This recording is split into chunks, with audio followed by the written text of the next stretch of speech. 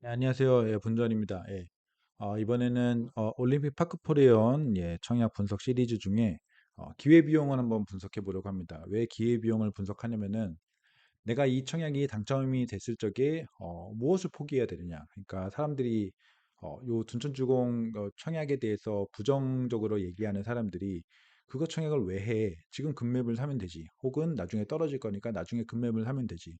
혹은 나중에 다른 더 좋은 분양이 있을 텐데 그거 받으면 되지. 라는 얘기를 많이 하는데 정말 그럴지, 정말 내가 요거 당첨 시에 포기하는 비용과 비교했을 적에 청약을 하는 게 맞는지 이걸 따져봐야 된다고 생각을 해서 제가 분석을 한번 해봤습니다.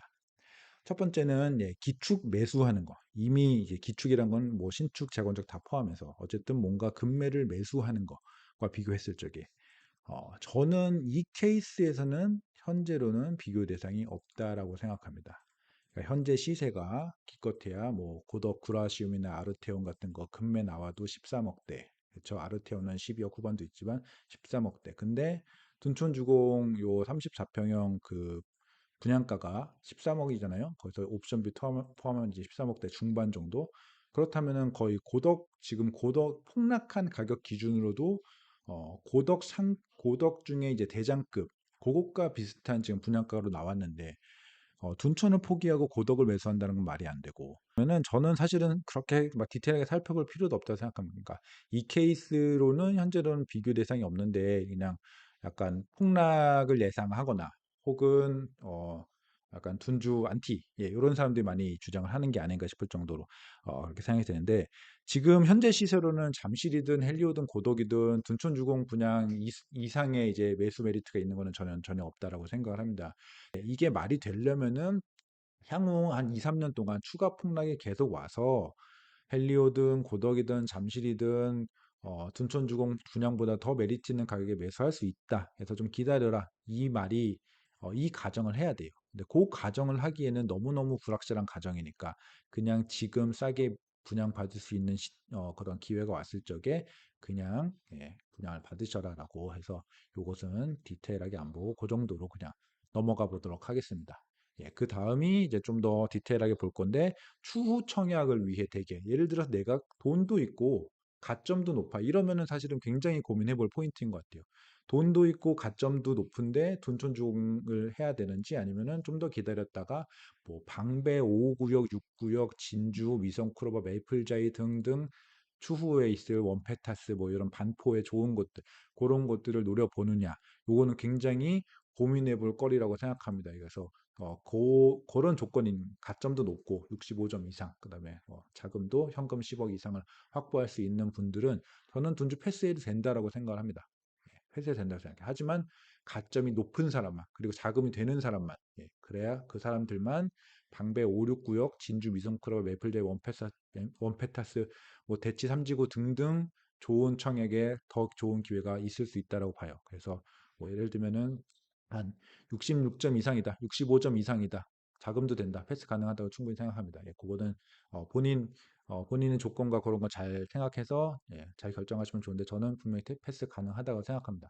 근데 약간 좀 더 고민해 보실 거는 앞으로는 30%가 추첨제이기 때문에 가점 컷이 분명히 더 높아질 수 있다고 생각하거든요. 그래서 제가 한 적어도 65점 이상, 66점, 67점 이러면은 패스하셔도 된다라고 생각을 하는 건데 애매한 가점일 경우에 그런 거 기대해서 패스했다가는 이만큼의 어떤 물량이 나오는 단지가 거의 없기 때문에 섣불리 패스하시면 안 된다라는 말 말씀드리고 또 하나는 분양가 상한제가 폐지되거나 혹은 해지가 되거나 혹은 상급지의 분양가 상한제 지역 해제가 되는 순간 내 가점은 정말 가치가 너무 떨어지거든요.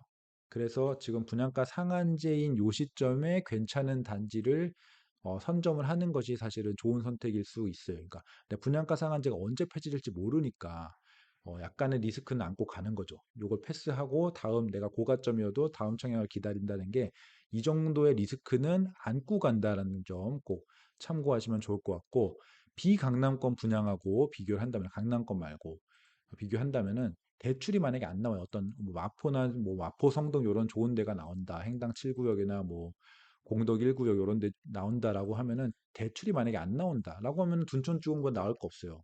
대출이 나온다라고 하면은 웬만한 가점으로는 당첨되기가 어렵죠. 왜냐하면 세대수가 둔촌만큼 나오지 않으니까. 그러니까 비강남권 분양을 생각하면은 요걸 지나칠 이유가 거의 없는 거예요. 어느 대출이 나오는 케이스, 안 나오는 케이스 다 생각해도 요걸 둔촌을 지나칠 이유가 거의 없다라고 보시면 될 것 같고, 강남권까지 가능하다. 내가 돈도 내고 자금도 내고 강남권까지 가능하다.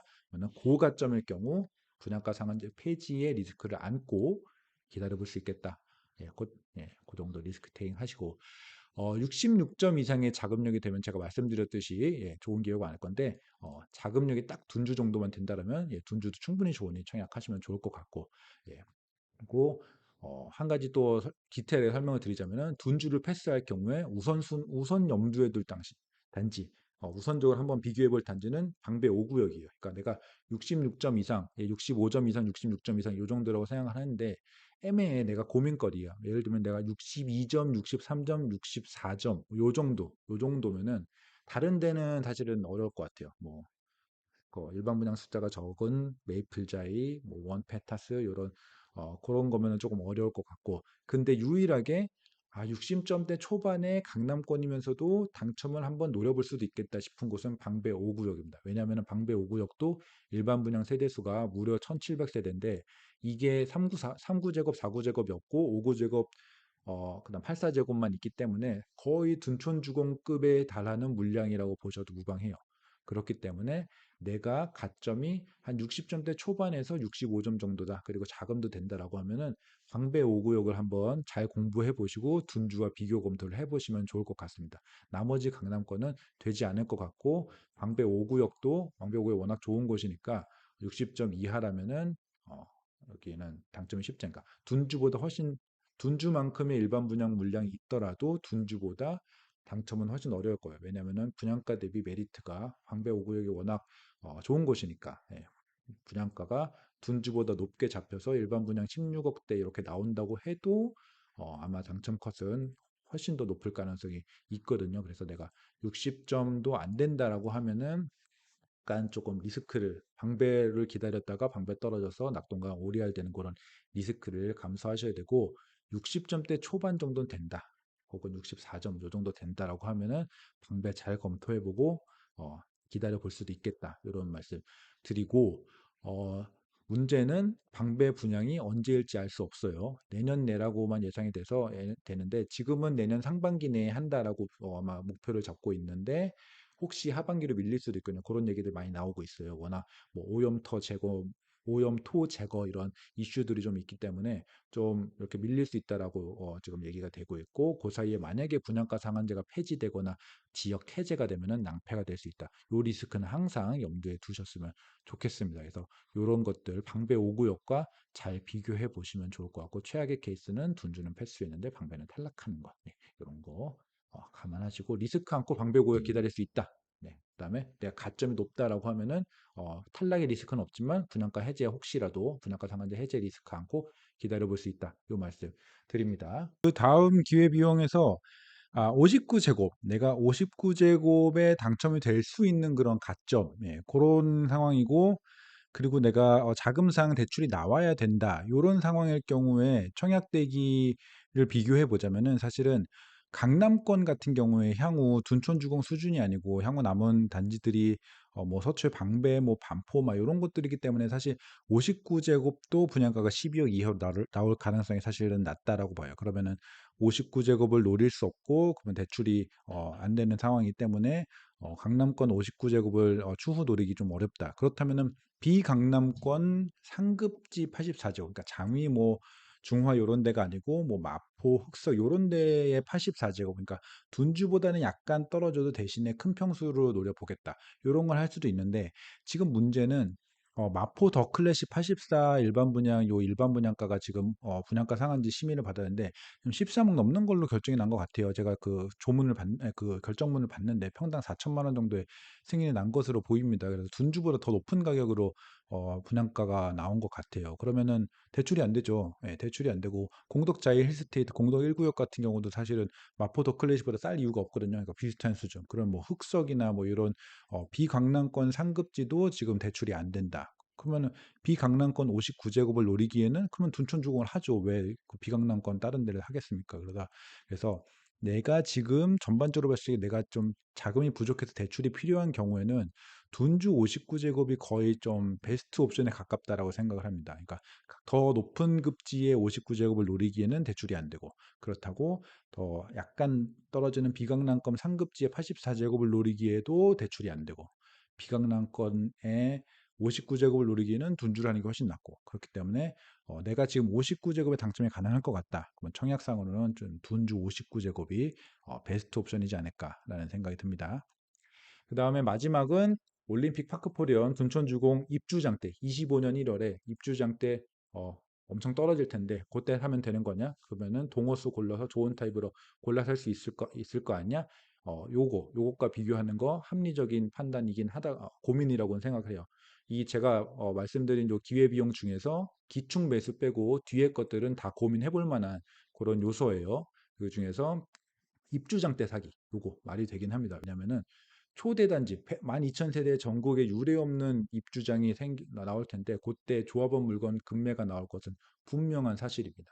그런데 문제는 24년까지의 서울 시세가 어떻게 되느냐의 문제예요. 물론 23년은 저도 23년에는 역전세는 더 안 좋을 거다라는 어떤 전망을 일단은 내놓았는데 24년은 모를 일이거든요. 어떻게 될지 모르는 거예요. 일단 23년에 바닥치고 약간의 반등이라도 할지, 그러니까 뭐 전고점을 깨는 거는 아니라고 쳐도 약간의 반등이라도 할지, 뭐 이런 것들에 대해서 사실은 고민하고 확신이 있어야 되는 그런 어떤 플랜이라고 볼 수 있는 거죠. 그래서 물론 타입 좋은 거, 뭐 동호수 좋은 거 입주장 때 골라갈 수 있다라는 가정을 할 수 있습니다. 근데 이 문제는 23년, 24년 시장에 대한 예측과 함께 가야 되고 그거에 대해서 리스크가 있을 수 있는 거죠. 혹시 내 생각과 다르게 흘러갈 수 있거든요. 분명히 2020년, 2021년만 해도 2022년에 폭락이 올 거라는 거 아무도 예측을 못했어요. 그래서 23년, 24년이 어떻게 될 거라는 확신을 할 수 있는 거는 뭐 없군 인간 중에는 없어요. 그러니까 특히 23년은 몰라도 24년 시장이 어떻게 될 거라는 건 알 수가 없는 상황이거든요. 근데 그거를 24년까지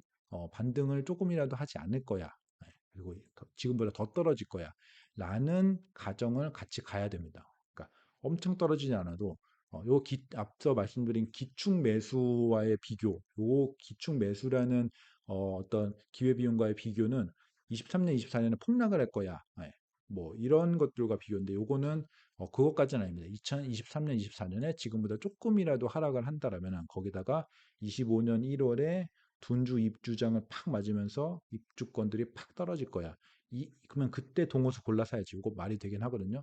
근데 리스크는 24년에 만약에 반등을 한다면 조금이라도 반등을 한다면 그러면은 조합원 물건이 떨어진다라고 해도 15억, 16억일 텐데 그러면은 청약을 받을 걸 이렇게 될 수 있는 거죠. 네.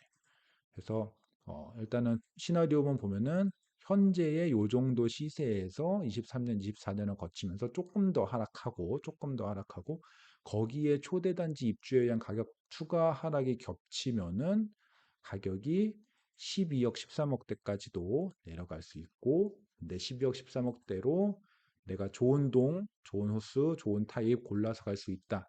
이거 뭐 말이 안 되는 건 아니지만 23년, 24년 요때 전혀 반등이 없다라는 가정이 있어야 돼요. 그래서 24년이 특히 중요한데 24년에 바닥을 탈출해서 일부라도 시세 반등을 주어버리면은 일반 분양가 수준까지는 내려오지 않거든요.